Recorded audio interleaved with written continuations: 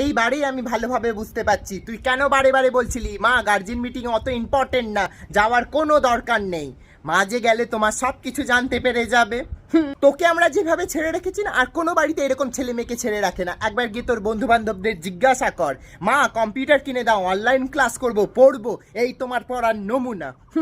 না তুই স্কুলে কি বলেছিস যে তোর দাদু মারা গেছে তাই তোর পড়া হয়নি?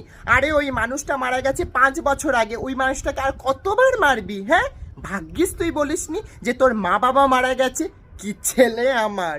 আর যদি বাবা গার্জেন মিটিং এ যেত না, তোকে ওইখানে আগা 5 তালা কেলাতো। ভাগ্যিস আজকে আমি গেছি, এটাই তোমার রক্ষে। তো দিদির জন্য আমাকে কোথাও কোনোদিন একটা কথা শুনতে হয়নি, আর তোর জন্য টিউশনের স্যার থেকে স্কুলের ম্যাডাম সবার কাছে কথা শুনতে হচ্ছে। তুই হচ্ছে কুকুরের লেজের মতন, যতই টানো সোজা হয় না। চাঁদর ছেলে কথা শুনছে। তুই না দীপের সাথে বসা বন্ধ কর, সারাদিন দুজনে মিলে গল্প আর গল্প। সব স্যার ম্যাডামদের একটাই কথা, ও তো সব সাবজেক্টে ভালো রেজাল্ট করেছে, আর তোর রেজাল্ট দেখ। হ্যাঁ, তুই এত নাম্বার পেয়েছিস আমি বয়ে আনতে পারছিলাম না। আজ থেকে টিভি, মোবাইল, গেম সব বন্ধ।